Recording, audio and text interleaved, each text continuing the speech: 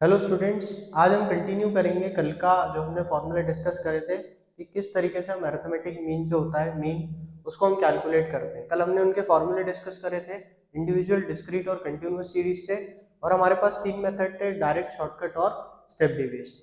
आज हम डिस्कस करेंगे कि इंडिविजुअल सीरीज होती क्या है, पहले वो समझेंगे, और फिर उसको तीनों मेथड से एक ही क्वेश्चन को हम कैसे तीनों मेथड से सॉल्व करेंगे ताकि एक कंपैरिजन हमारे दिमाग में हो जाए। यदि उसको डायरेक्ट से करना है तो किस तरीके से सॉल्व करना है, शॉर्टकट से करना है, और स्टेप डेविएशन से करना है तो किस तरीके से सॉल्व करना है। तो सबसे पहले हम समझते हैं इंडिविजुअल सीरीज होती क्या है। तो individual series is the series in which items are listed singly, that is each item is given a separate value. मतलब जब आपको खाली एक ही वेरिएबल दिया रहता है जिसको हम कह सकते हैं एक्स, कि मतलब एक क्लास में 10 बच्चे हैं और 10 बच्चों के इतने इतने मार्क्स आते हैं, इतने इतने नंबर आते हैं। तो जब डाटा एक तरीके से आपका लिमिटेड क्या हो आप, या आप कहो कि डाटा को जब हम सिंगल फॉर्म में शो करते हैं, मतलब हम उसको वेरिएशन नहीं करते कि 10 से 20 लेके बच्चे इतने नंबर ला रहे हैं, तो हम क्या करें, single single 1 2 3 4 5 total number of student जितने भी हैं आपके, उन स्टूडेंट के अलग अलग जो नंबर्स आ रहे हैं उनके बारे में हम जब लिखते हैं या उन सीरीज को अरेंज करते हैं तो उसको हम इंडिविजुअल सीरीज कहते हैं। यहाँ पे हमारा एक ही वेरिएबल होता है एक्स, है ना। अब हम सबसे पहले डायरेक्ट मेथड से इस क्वेश्चन को सॉल्व करने की कोशिश करेंगे। तो क्वेश्चन है हमारा calculate mean by direct, shortcut and step deviation method.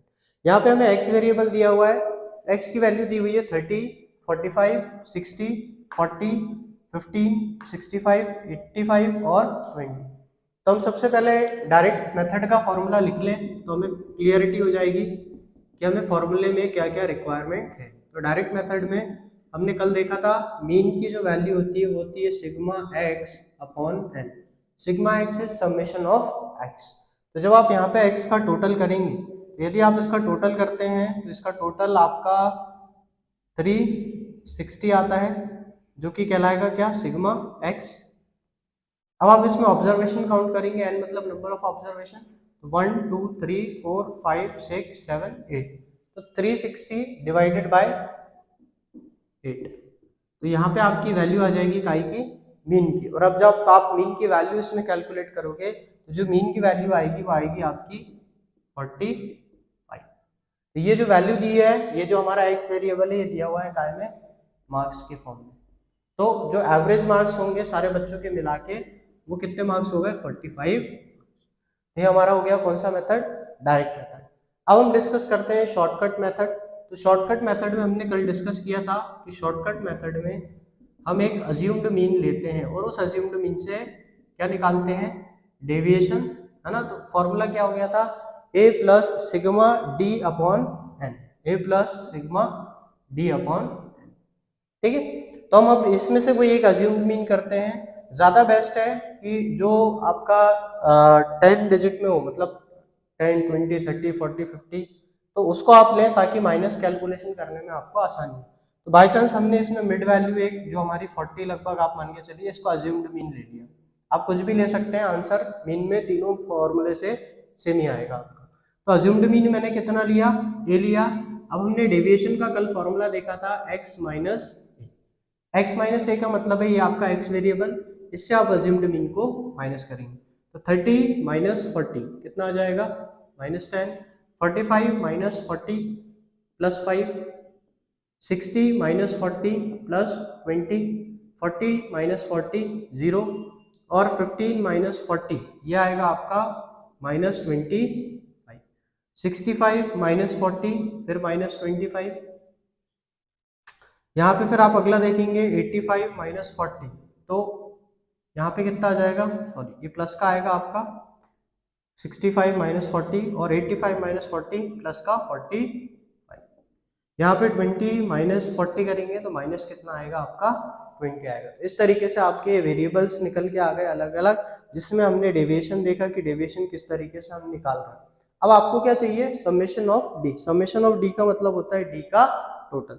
तो आप क्या करें इसमें, या तो आप कट कर दें इनको, जो माइनस प्लस वाले हैं तो सिंगल डिजिट बचेगी, और या तो फिर आप माइनस माइनस वालों को एक साथ ऐड करें, प्लस प्लस वालों को एक साथ ऐड करें, और क्या कर लें, इसका कैलकुलेशन कर लें। तो यदि मैं देखूँ -20, यहाँ पे हमारे पास +20, -25 +25, तो हमारे पास जो वैल्यू बची है वो प्लस का 45 और प्लस का 5, तो दोनों मिला के हो गया 50। और -10 करेंगे तो समेशन ऑफ डी आएगा हमारा 40, 50 - 10 जो कि आ रहा है कितना 40 आ रहा है। अब हम इसको फॉर्मूले में पुट कर देंगे।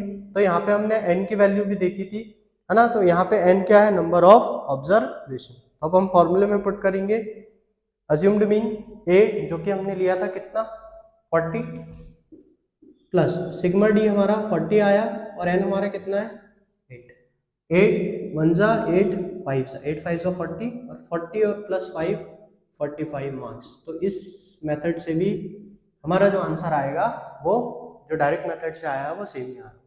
तीसरा मेथड हम डिस्कस करते हैं स्टेप डेविएशन।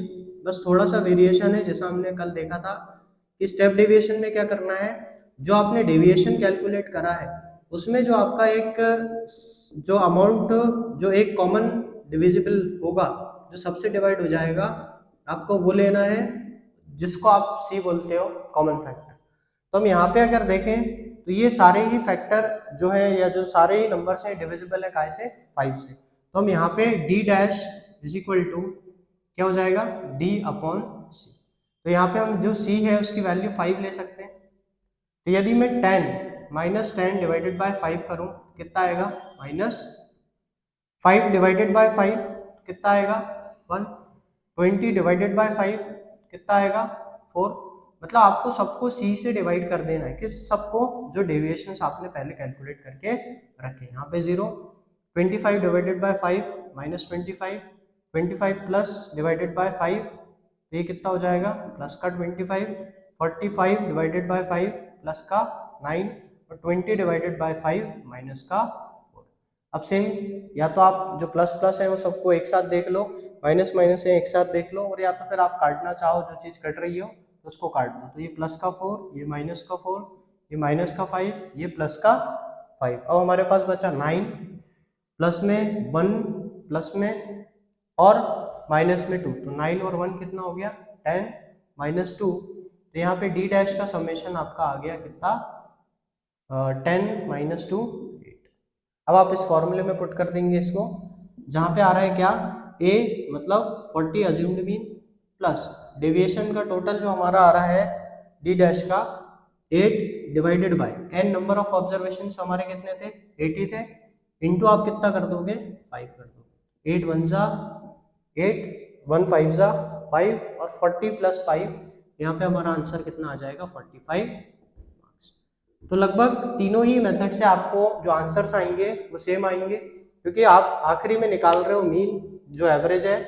तो किसी भी डाटा को आपको यदि इन्फॉर्मेशन दी है, मार्क्स की दी है, बाई चांस कोई क्रिकेटर है वो रन मार रहे हैं सारे मिलके, तो आपका एवरेज मार्क क्या है टीम का, एवरेज रन कितना है टीम का, आप उसको भी मीन के द्वारा कैलकुलेट कर सकते हो। तो हमारे यहाँ इसमें 3 मेथड है, डायरेक्ट मेथड, शॉर्टकट मेथड और स्टेप डेविएशन।